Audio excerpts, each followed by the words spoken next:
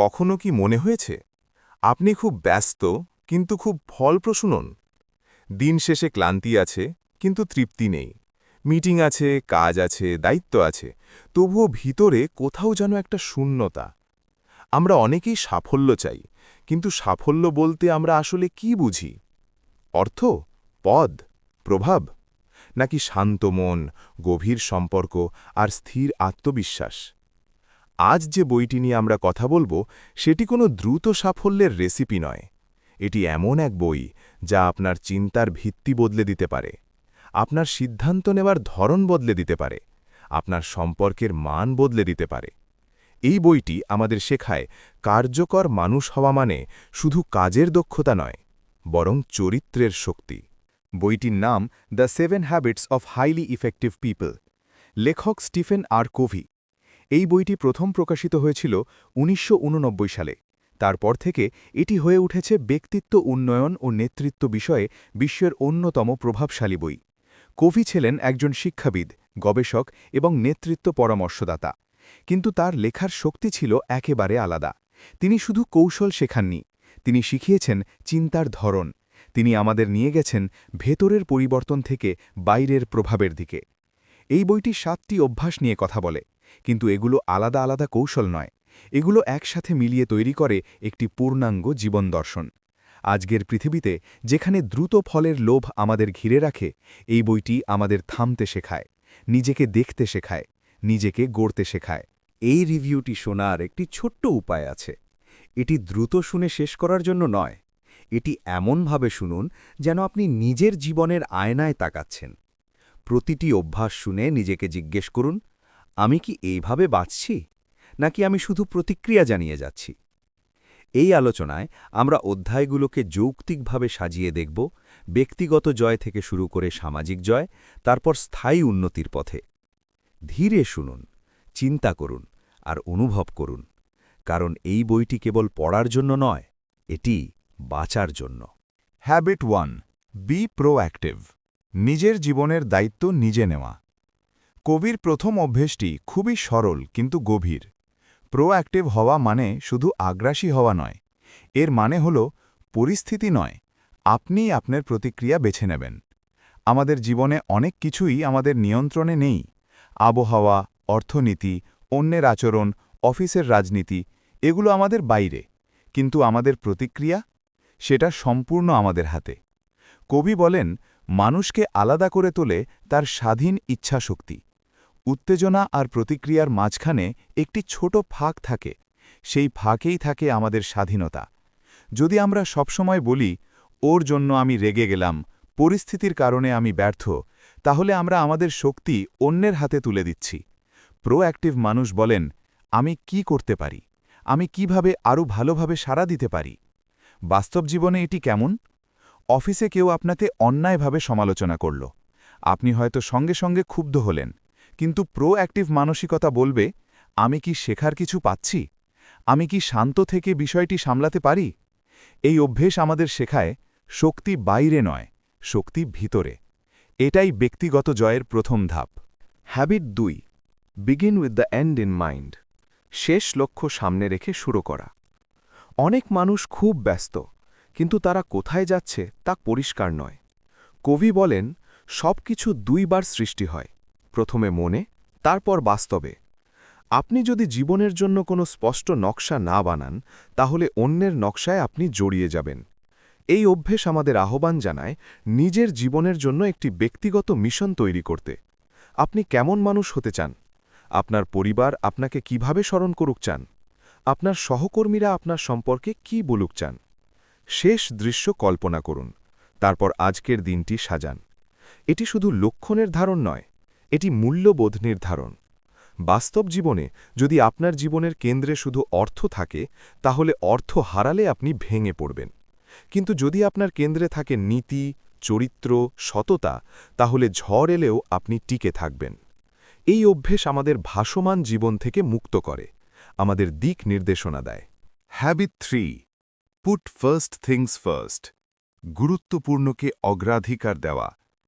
প্রথম দুটি অভ্যাস ছিল মানসিক পরিবর্তন, এবার আসে বাস্তব প্রয়োগ। কবি সময় ব্যবস্থাপনার একটি শক্তিশালী ধারণা দেন।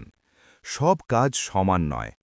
কিছু কাজ জরুরি, কিছু কাজ গুরুত্বপূর্ণ, কিছু কাজ শুধু সময় নষ্ট। আমরা প্রায়ই জরুরি কাজে এত ব্যস্ত থাকি যে গুরুত্বপূর্ণ কাজে সময় পাই না। স্বাস্থ্য, সম্পর্ক, শেখা, দীর্ঘমেয়াদী পরিকল্পনা এসব জরুরি নয়, কিন্তু অত্যন্ত গুরুত্বপূর্ণ। এই অভ্যাস বলে আপনার ক্যালেন্ডার আপনার মূল্যবোধের প্রতিফলন হওয়া উচিত। বাস্তবে আপনি যদি প্রতিদিন শুধু ইমেল আর ফোন কলে ডুবে থাকেন, তাহলে আপনি অন্যের অগ্রাধিকার পূরণ করছেন। কিন্তু যদি আপনি আগে ঠিক করেন আজ আমার সবচেয়ে গুরুত্বপূর্ণ কাজ কি, তাহলে আপনি আপনার জীবনের নিয়ন্ত্রণ নিচ্ছেন। এই তিনটি অভ্যাস একসাথে তৈরি করে ব্যক্তিগত জয়। আপনি নিজেকে নিয়ন্ত্রণ করতে শিখলেন, নিজের দিক নির্ধারণ করলেন, নিজের সময় সাজালেন। এখন শুরু হবে সামাজিক জয়। Habit 4, think win win.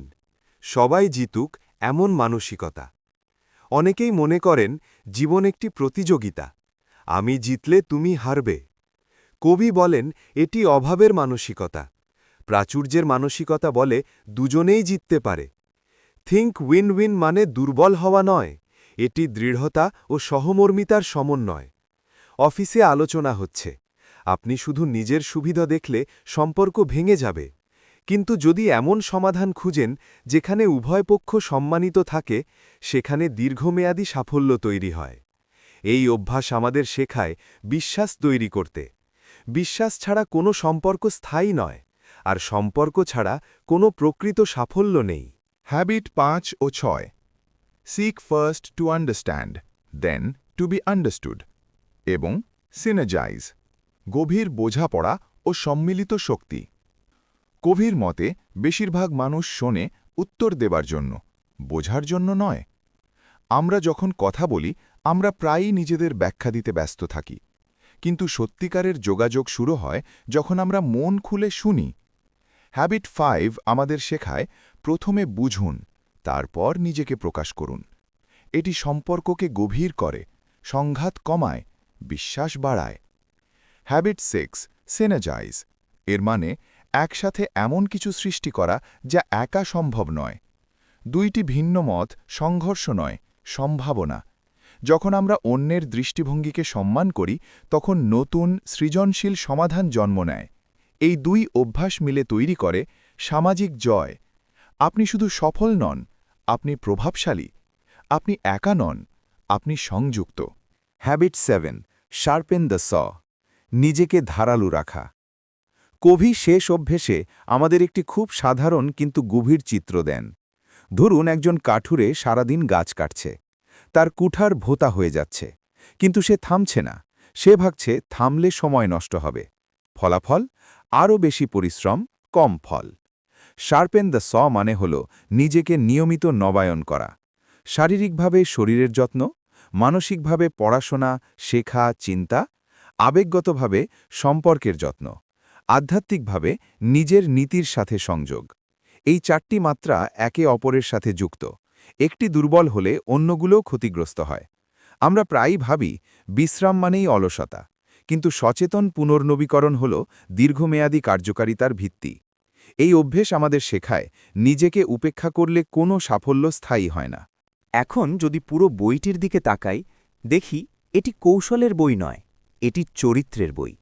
প্রথম তিনটি অভ্যাস আমাদের শেখায় নিজেকে জয় করতে, পরের তিনটি অভ্যাস শেখায় সম্পর্কে জয় পেতে, শেষ অভ্যাস শেখায় এই জয়কে টিকিয়ে রাখতে। এই 7টি অভ্যাস একে অপরের সাথে জড়িত। একটি বাদ দিলে কাঠামো অসম্পূর্ণ, কিন্তু যদি পুরো বই থেকে মাত্র একটি শিক্ষা নিতে হয়, তাহলে সেটি হবে সত্যিকারের কার্যকারিতা শুরু হয় ভেতর থেকে। বাইরের ফলাফল বদলাতে চাইলে ভেতরের নীতিকে বদলাতে হয়, অভ্যাস বদলাতে হয়, দৃষ্টিভঙ্গি বদলাতে হয়। এই বই আমাদের শেখায় দ্রুত সফল হওয়ার চেয়ে গুরুত্বপূর্ণ হল সঠিকভাবে সফল হওয়া। আপনি হয়তো এখন ভাবছেন, আমার জীবনে কোন অভ্যাসটি সবচেয়ে বেশি প্রয়োজন? হয়তো প্রোঅ্যাক্টিভ হওয়া, হয়তো লক্ষ্য পরিষ্কার করা, হয়তো শুনতে শেখা, হয়তো নিজের যত্ন নেওয়া। শুরু করুন একটি দিয়ে, ধীরে, সচেতনভাবে। কারণ অভ্যাস রাতারাতি তৈরি হয় না, কিন্তু প্রতিদিনের ছোট সিদ্ধান্ত আপনার চরিত্র গড়ে তোলে। যদি এই আলোচনা আপনার ভাবনার জায়গায় স্পর্শ করে থাকে তাহলে ভিডিওটি লাইক করুন, শেয়ার করুন এমন কারোর সাথে যিনি নিজের জীবনকে আরও কার্যকর করতে চান।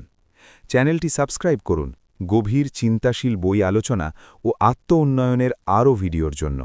বইটির লিঙ্ক এবং প্রাসঙ্গিক রিসোর্স ভিডিওর বর্ণনায় দেওয়া আছে। ধীরে চলুন, ভেতরকে গড়ুন, তাহলেই বাইরের জীবন স্বাভাবিকভাবেই বদলে যাবে।